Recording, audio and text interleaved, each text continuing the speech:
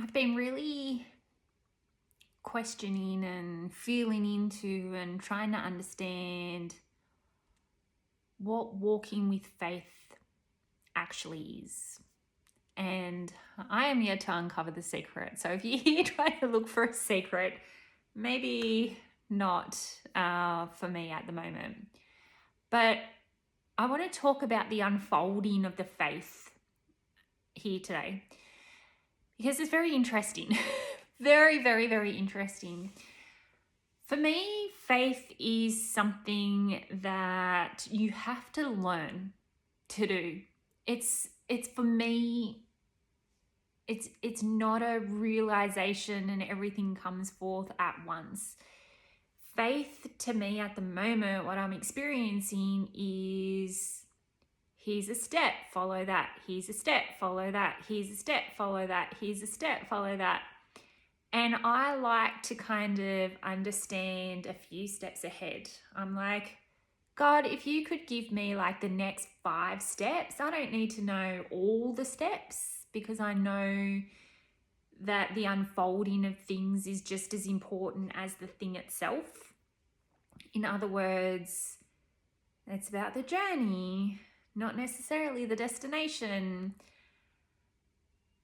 And I like to know the destination. I like to know where I'm going. And a lot of people say you have to know where you're going so that God can guide you to get there. And I know what I want per se, but I don't know how I'm going to get there. And I like to have a little bit of an itinerary as to what is happening so I can kind of prepare myself. But this is the preparation before the fact at the moment. It's an unfolding of the preparation, faith to me at this moment. And it's weird to me. It's really weird because I like to know all the things. And I feel like this is part of the test of how it is unfolding for me is the trust along the way. So the more that I trust the next thing in front of me, the more that I can trust that the thing that is 10 steps ahead of me is meant for me also. And trust that my destination where I feel like I will be really satisfied is actually probably not the end destination for me at the moment.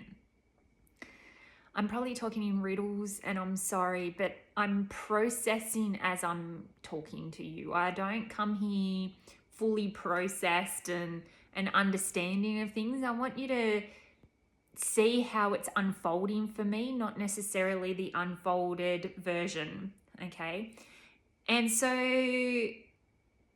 my place, I feel like at this moment is the gap between spirituality and religion. I'm kind of filling a void here because there's so many people that feel like it's spirituality versus religion. And you can have a very deep connecting relationship with Jesus without religion. I am religious to a degree. I do go to church, not regularly. I'm going to admit that. I did not go to church for Christmas this year because I spent that time reading the Bible and trying to understand my connection more so than going to church and sitting in a service. But you can build a relationship with Christ without going to church all the time. And I feel like that's the unfolding and trusting that that is my cross to bear. So this morning I was reading my Bible. I have 2 Bibles. I have this one here, my purple Bible that I'm reading the New Testament. And I use this one here as a, I guess, guide so that when I'm feeling troubled, I will pray for an answer and I'll open up my Bible randomly and I will generally get exactly what I've asked for. I used to go straight to my Oracle card deck and I still do consult my Oracle card deck and I do use my Oracle card deck for readings.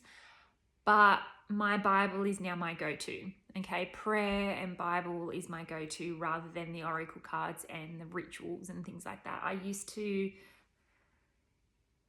love the idea of rituals. I never really got into it as much as some people do. I would light a candle and release my, the things that are no longer serving me and things like that. But I wouldn't actually go. I went and bought a whole bunch of herbs and stuff like that to dabble, and it just never felt like me. I felt like I was performing an act. So to me, my ritual is prayer and Bible, and then I will go to my oracle cards if I feel like I want to go to my oracle cards. But what was really interesting is that I read about in Matthew that, maybe I should read it to you. Let me read it to you. If anyone desires to come after me, let him deny himself and take up his cross and follow me. For whoever desires to save his life will lose it, but whoever loses his life for my sake will find it. For what profit is it to a man if he gains the whole world and loses his own soul? So I've been wanting to do this bridging of the spirituality and the religious together and using the Bible as the guide, not necessarily religion as the guide, for a long time. And I was scared. I will admit, I was 100% scared, and I still am. I still am scared of the backlash of what people are going to say about me, to me, through me, for me, whatever. Because I was worried. There's people out there that know the Bible so much better than I do. I haven't read the whole thing through yet. I read the New Testament through, and I didn't understand a lot of it because I wasn't open to receiving a lot of it. But now I am, so I'm rereading the New Testament. And then I have my other Bible that is next to my bed that I'm reading through the Old Testament. So this is my day Bible, my morning and my day Bible. And then the one that's next to my bed is my nighttime Bible. But this is my cross to bear, okay? Who am I to deny this feeling that I have within me that I am here to navigate the spiritual realm and the Bible realm and bridge it together and teach that you can have a relationship with Jesus without having to go to church. But if you choose to go to church, then that's good also. Who am I to teach all this? Who am I to talk about this? Not that I'm teaching anything I don't believe, but who am I to talk about this, in this kind of platform, being a female as well. But this is my cross to bear. Who am I to say no to it from fear of my life, from fear of myself? When if I do this, I feel as though God is using me as a conduit. I actually, before I do my readings, when I'm in the shower getting ready for the day, when I open my eyes, I tell God, I am a conduit. I'm a vessel for you. Speak through me, to me, because of me, for me, so that I can serve the best that I can possibly serve. And this is me doing that. To my knowledge and to my understanding, this is me doing it. And the faith that's unfolding as a result of this is crazy. Like the other day, I opened up my eyes, and as I was opening up my eyes, I seen myself in a dress that I have. And so I wore that dress for the day because I felt like it was God telling me to wear that dress. I have no idea why. I don't care. I don't know. I don't care. To me, it was are you gonna listen to me? Are you gonna obey me and wear the dress that I tell you to dress? And I was like, yeah, of course I'm gonna obey you as much as I can as a human with my human understanding. But I wore that dress. I still don't know why I was told to wear that dress that day. But if God can trust me with that task, then he can trust me with others. That's why I wore the dress. not to obey because I was scared of repercussions, but I chose to obey because my feeling is if God can trust me with that little small assignment, then I can step into this bigger assignment more and more and listen to myself more and more. Even yesterday, I think it was, or the day before, I have decided that this year I'm going to cut right down on my, sorry. I know I'm saying and that a lot, and I know it's probably not very professional of me, but I'm not doing this to be professional. I'm doing this to put out what's in my heart. And the other day, this year, I'm trying to reduce my soft drink intake. Okay, I would have a can of soft drink, sometimes 2 cans of soft drink every single day. And it would be the sugar-free. And I felt like, oh, well, this is sugar-free, it's okay. I said I was going to reduce my sugar intake right down, and I did. So it's sugar-free, it's okay, but my body didn't respond well to it. Like, I felt bloated, I felt sick, and I would still have the soft drink, and I don't even know why. So I made a promise to myself that I wasn't going to drink as much soft drink this year. And it was super, super hot the other day. And my husband wanted a soft drink, and I just grabbed one from myself on instinct. And I was like, oh, I know I said I wasn't going to drink much soft drink, but I haven't had much this year so far. So what's one going to hurt? And when I thought that to myself, I thought to myself, what's one going to hurt? I heard you. It's going to hurt you. So I didn't have it. I had water instead. Yesterday when I went to the movies, I had like a big soft drink. A lot of it's mixed with water, but I had that soft drink and I didn't feel guilty or shameful or anything of it. I feel like because I don't even know why. Maybe because I said no to it the other day and I consciously said yes to this one. I was like, yeah, I'm going to have a soft drink. You know, we're going to the movies. It's a hot day. Well, it wasn't a hot day yesterday, but like, do you know what I mean? Not to justify it, but to process it.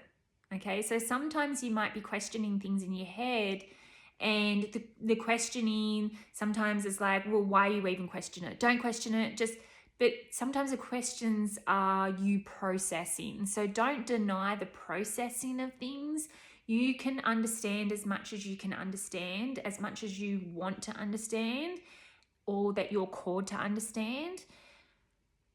But the faith will reveal itself over time. Like, don't try and step full into faith. It's something to me that I'm learning. I'm learning the process of faith. And the more that I step into the learning of it, the more that's unveiled to me as to how to increase it. Okay. In the past, I've gone, got to have faith, got to trust, jump full in. And I would just be overwhelmed and my nervous system was like shot to pieces and I couldn't fully commit to it. But now that I'm discovering that faith is something that's unveiled to you, trusting, the more that you trust, the more that you're available to trust. And the more that you're available to trust, the more that you do trust. And as a result, things come to you that you didn't even realize was possible for you. So this is a very, very long-winded way of me saying the faith will be unveiled to you. Don't judge yourself on how much or how little faith that you have. As long as you're willing to open up to more faith, as long as you're willing to take that trust deeper, as long as you're willing to have an open relationship with God, and allow Jesus to speak to you through whatever means he chooses to use through you. So a lot of the time for me, it is my vision. I do get visions of what I'm supposed to dress like. I do get words in my head. I do get gut feelings. There's lots of different ways that God talks to me. The biggest way I feel like is through my writing. So my journaling, I just journal and write whatever comes to me in my head, and I don't judge it, and I just let it unveil itself to me. That's how I hear God. But as I say that, I'm understanding that I actually hear God through reading the Bible. Because to me, the words are alive. Because depending on what you're going through and your perspective of things, you will get a different message from the exact same words. I've read the exact same word in different parts of my life, and I understand it differently compared to what I'm going through. So no matter what you're going through, if you open up your Bible randomly and read a verse that feels like it's jumping out of the page at you, that's probably the message that you need to hear. And so using your Bible in that way is so incredibly powerful. And thank me later. All right, lots of love to you. I hope you enjoy the rest of your day, and remember to always learn lots and be kind. Bye for now.